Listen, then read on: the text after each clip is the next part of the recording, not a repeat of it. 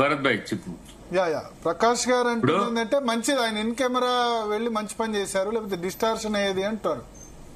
ఇప్పుడు అది ఒక రకంగా సబ్ జుడిస్ అన్నట్టే. ఇప్పుడు ఒక రకంగా మనం దాని మీద ఏం మాట్లాడినా రాజకీయమే. ఇప్పుడు ఆయన ఇచ్చే రికమెండేషన్స్ మీద మనం రెస్పాండ్ అయితే దానికి వ్యాలిడిటీ ఉంటది.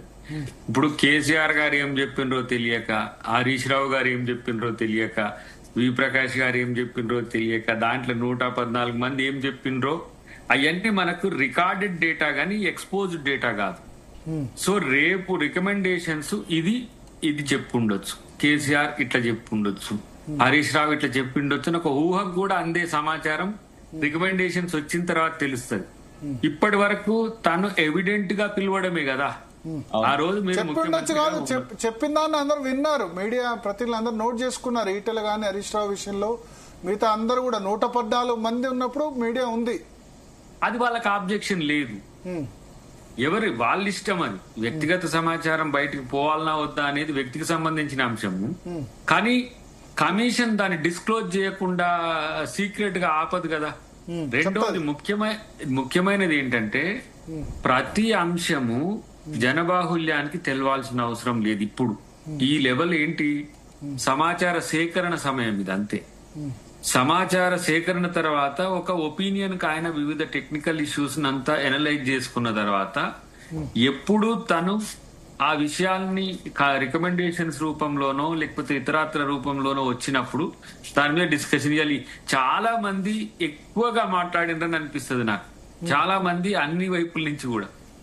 ఇది ఆ రోజు ముఖ్యమంత్రి ఇప్పుడు ప్రజాప్రతినిధుల యొక్క సమాచారం తీసుకోకుండా ఆ నివేదిక సమగ్రంగా ఉండదు. ఆ రోజు డిసిషన్ మేకర్స్ గా ఉన్న వాళ్ళని కూడా కేబినెట్ రాటిఫికేషన్ నుంచి మొదలు పెడితే డిజైన్ చేంజ్ నుంచి మొదలు పెడితే ప్రతి ఒక్కటి కూలంకుషంగా టెక్నికల్ ఇష్యూస్ లో టెక్నికల్ అధికారులను వాటికి సంబంధించి తీసుకున్నారు.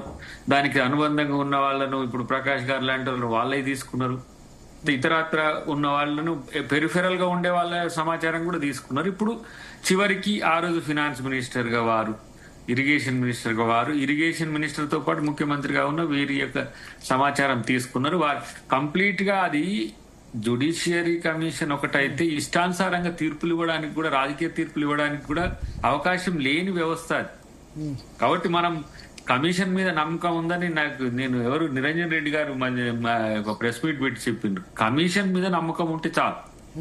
రాజకీయాల మీద లేకపోతే రాజకీయ వ్యవస్థ మీద కామెంట్స్ అవి డిఫరెంట్. అది మనకు అప్రస్తుతం. ఇప్పుడు మనం మాట్లాడుకోగలిగితే కమిషన్ ప్రమాణం కూడా చేయించుకుంటారు కదా, ప్రతిజ్ఞ చేయించుకుంటారు. ఏమని అంతరాత్మ